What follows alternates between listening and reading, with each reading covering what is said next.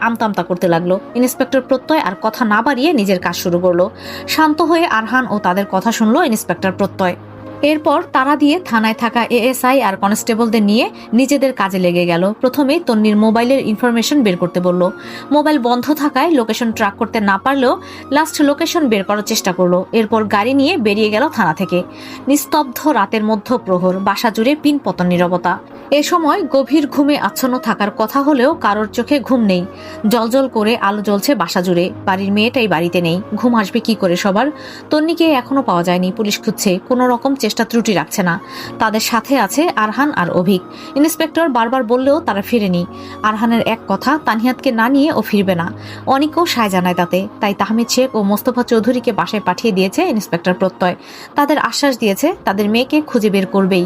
বাসায় ফিরেও তারা নিশ্চুপ নেই, একটু পরপর ফোন করে খবর নিচ্ছেন ওদিকটার। এরপর বরাবরের মতন আবারও কল এলো মোস্তফা চৌধুরীর মোবাইলে, আরহানের কল। তিনি রিসিভ করেই প্রতিবারের মতন বললেন, আরহান, ওদিককার খবর কি? তন্নিমার কোনো খোঁজ পেয়েছিস বাবা? পেয়েছি, হসপিটালে আছে। ব্যাস, ভঙ্গুর গলায় শুধু এতটুকুই বলতে পারলো আরহান, পেয়েছি। শুনেই যেন চোখ মুখ জলজল করে উঠল মোস্তফা চৌধুরীর। তাহমিদ শেখ আশা বেগম জিজ্ঞাসা করতেই উনি বললেন, পেয়েছে, তন্নিকে পেয়েছে ওরা, বলেই থেমে যান তিনি। এরপর কলে থাকা আরহানকে জিজ্ঞাসা করে, হসপিটালে কেন? তন্নি ঠিক আছে তো আরহান? সকালে এসো, বলেই কল কাটলো আরহান। ছেলের কণ্ঠস্বরে মোস্তফা চৌধুরীর মন খসখস করে উঠল। আন্দাজও করে ফেলল তন্নির সাথে খারাপ কিছু ঘটেছে। হসপিটালে কেন? তবে কি বড় ধরনের কোনো অ্যাক্সিডেন্ট হলো মেয়েটার? সকালে যাবার কথা বললেও বাসায় থাকতে পারলেন না তারা। সায়রা বেগম, আশা বেগম ও তনুজাকে বুঝিয়ে বাসায় রেখে তখনই তিনি আর তাহমিদ শেখ বেরোলেন হসপিটালের উদ্দেশ্যে। হসপিটালের লম্বা করিডোর, নিস্তব্ধ রাতে চারদিকে নীরবতা ছেয়ে গেছে।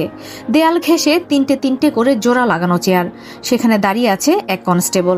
চেয়ারের এক পাশে বসে আছে ইন্সপেক্টর আহসান প্রত্যয় এবং অপর পাশে আরহান। ভাঁজ করা হাঁটু, হাত রেখে মাথা নিচু করে চেপে ধরে বসে আছে।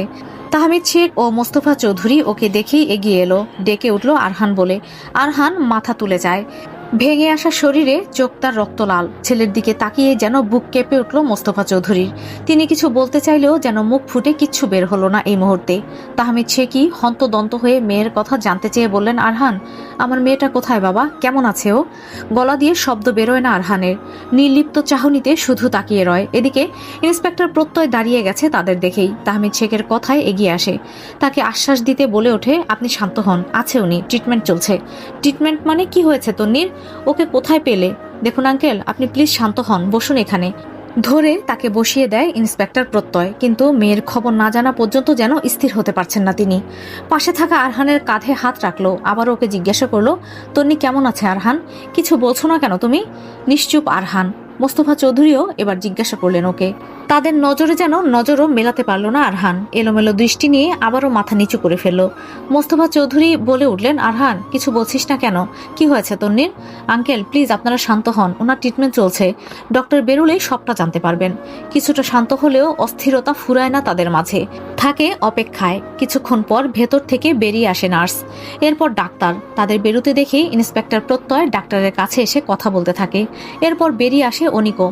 চোখ মুখের অবস্থা নাজেহাল তার। আরহান তখনও একইভাবে বসে থাকে।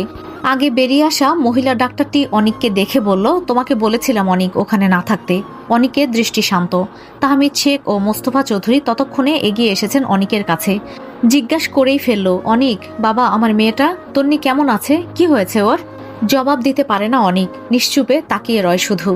তাদের কেউ কিছু বলছে না কেন ভেবেই যেন আবার অশান্ত হয়ে উঠলেন তাহমিদ শেখ। তার মেয়ে, জানার তো অধিকার তারই বেশি। বিষয়টা আর লুকিয়ে রাখতে পারল না প্রত্যয়। তাদের শক্ত থাকতে বলেই উঠল, শি ওয়াজ গ্যাং রেপড। চমকে উঠলেন তাহমিদ শেখ ও মোস্তফা চৌধুরী। কথাটা যেন বিশ্বাসযোগ্য মনে হলো না তাদের। পুনরায় জানতে চাইল, কি বলল সে? প্রত্যয় শক্ত থাকতে বলল তাদের। চেয়ারে বসিয়ে দিয়ে কনস্টেবলকে পানি দিতে বলল। এরপর ফের ব্যস্ত হয় ডাক্তারের সাথে কথা বলতে। মেয়েটি বলে, আমরা ভিকটিমের শরীরের ক্ষতগুলো থেকে ডিএনএ সংগ্রহ করেছি, সেগুলো এখন ফরেন্সিকে পাঠানো হচ্ছে। রিপোর্ট এলেই আপনাকে পাঠিয়ে দেব। আপাতত ভিকটিমের জ্ঞান না ফেরা পর্যন্ত অপেক্ষা করতে হবে, যদিও আমরা কাউকে অ্যালাউ করব না। অনেক চুপচাপ শুনতে থাকলো তাদের কথা। তাদের কথা কর্ণপাত হলেও তার মন মস্তিষ্ক পড়ে আছে ক্ষতবিক্ষত তন্নির কাছে। এই ডাক্তারি প্রফেশনে কত কত রোগীর চিকিৎসা করেছে, কত কত রক্তাক্ত চেহারা দেখেও পাষণ্ডের মতো কঠোর মনে থেকেছে, কত পরিবারকে মৃত্যুর সংবাদও দিয়েছে। অথচ আজ ও শালী নামক বোনটার কাছে যেতেই বুক কেঁপে উঠেছে। নির্জীব হয়ে পড়ে থাকা মুখ পানে দ্বিতীয়বার তাকানোর সাহসটুকুও করতে পারেনি ও পারেনি। তাহলে আরহান যখন ওকে প্রথম ওই অবস্থায় দেখলো তখন কি করে সামলালো নিজেকে? ঘাড় ফিরিয়ে আরহানের দিকে তাকালো অনিক। ছেলেটা আগের মতোই হাঁটুতে ভর দিয়ে মাথা চেপে বসে আছে শান্ত হয়ে।